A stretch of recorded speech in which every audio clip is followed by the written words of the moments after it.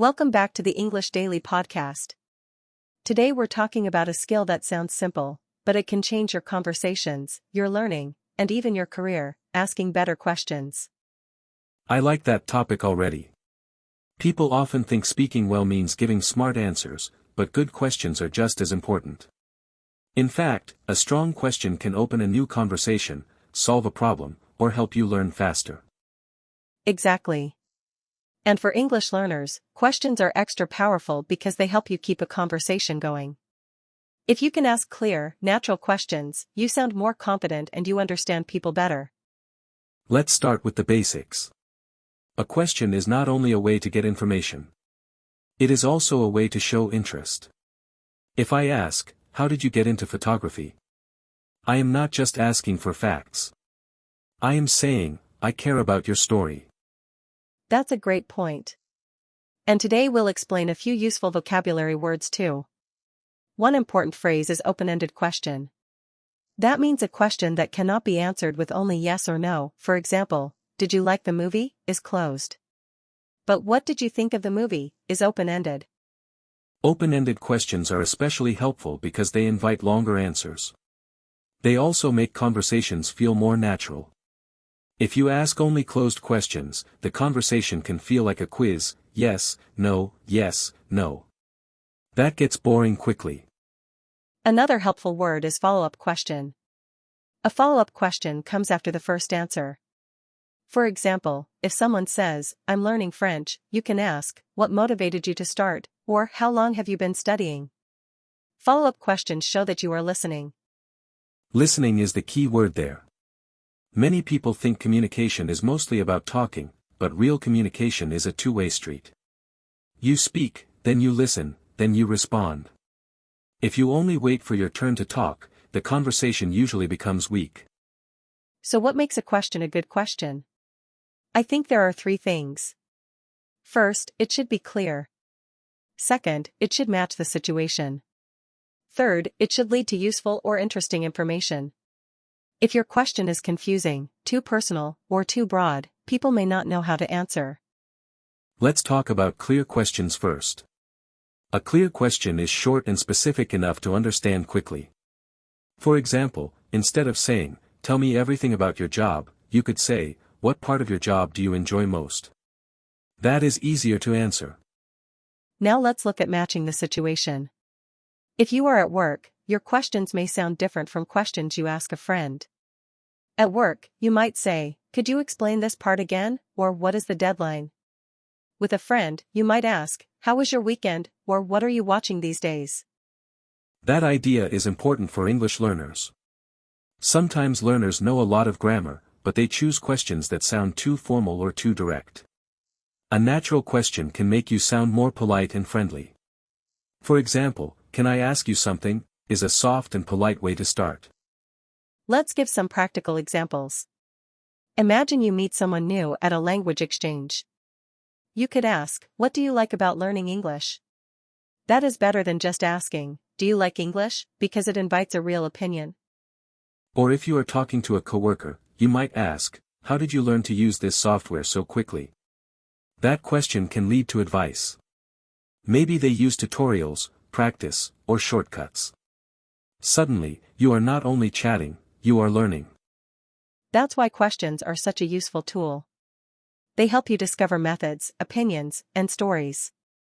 They also help you avoid awkward silence. If there is a pause in conversation, a thoughtful question can restart the flow. Here's another vocabulary word: curious. Curious means wanting to know more. Curiosity is the feeling behind good questions. A curious person is interested in the world and other people. For language learning, curiosity is a superpower. I agree. Curious learners ask questions when they do not understand something, instead of staying silent. For example, if you hear a new phrase, you can ask, "What does that expression mean?" or "Is that a common way to say it?" That helps you learn faster and remember better. There is also a difference between asking questions and interrogating someone. Interrogating sounds intense and uncomfortable. It means asking too many questions in a strict way. A good conversation has balance. You ask, but but you also share something about yourself. Yes, balance matters. If I ask you about your hobbies, I should also be ready to answer the same kind of question. That creates connection. For example, if Jake says, "I like hiking," Anna might say, "That's interesting. I enjoy walking in parks. What kind of trails do you prefer?" Let's talk about a simple formula for better questions. You can use this structure: topic, detail, and reason. Start with the topic, then add a detail, then ask for the reason or the experience. For example, you mentioned you moved recently. What was the hardest part, and why? That formula is great because it helps your questions feel more natural and deeper. Another useful trick is to ask how and why questions when possible. "How did you solve that problem?" often gives richer answers than "Did you solve that problem?" But we should be careful. Why questions can sometimes sound like criticism. If you say, "Why did you do that?" it may feel harsh. A softer version is, "What was your thinking behind that?" or "How did you decide to do that?" The meaning is similar, but the tone is friendlier. Tone is very important. Tone is the feeling behind your words. Two sentences can have the same grammar but very different emotions. For learners, it is useful to remember that polite questions often begin with phrases like, "Could you tell me," "Would you mind," or "I was wondering." Let's make this practical for everyday life. In a cafe, instead of asking, "Coffee," you could say, "What do you recommend?" At school, instead of saying, "I don't understand," you could say, "Could you explain the second part again?" At an interview, instead of asking, "How much money," you might ask, "What does success look like in this role?" Those examples show how a question can change the whole interaction. A better question often gets a better answer. And a better answer gives you more useful information. That is true in friendships, travel, study, and work. Here's a small tip for English learners: before a conversation, prepare 3 or 4 good questions. If you are meeting someone from another country, you might ask about food, local customs, or favorite places. Preparation reduces stress and makes you more confident. Another tip is to listen for keywords in the other person's answer. Then use one of those words in your next question. For example, if someone says, "I recently started running," you can ask, "What do you like most about running?" or "How did you build the habit?" This makes the conversation feel natural. That brings us to another important phrase: build a habit. A habit is something you do regularly, often without thinking too much. If you practice asking good questions every day, it becomes easier and more automatic. Just like vocabulary or pronunciation, question skills improve with repetition. Let's not forget one of the best kinds of questions: reflective questions.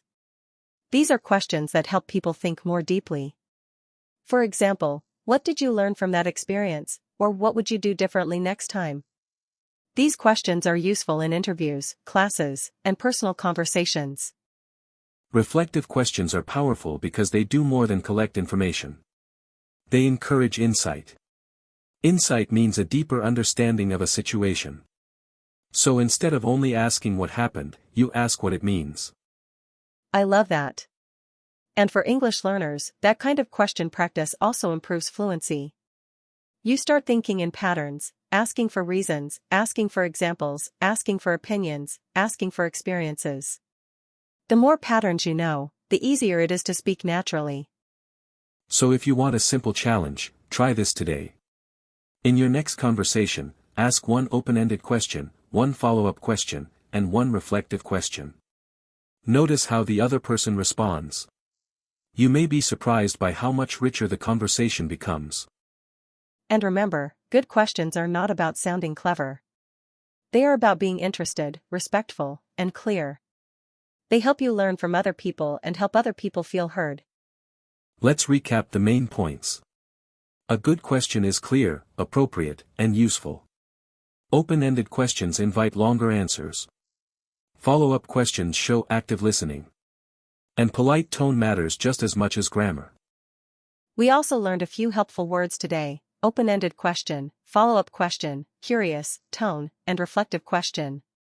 If you use these ideas in your daily English, your conversations will become more natural and more meaningful. Thanks for listening to the English Daily Podcast. If you enjoyed today's episode, subscribe for more practical English lessons, and keep practicing the art of asking better questions.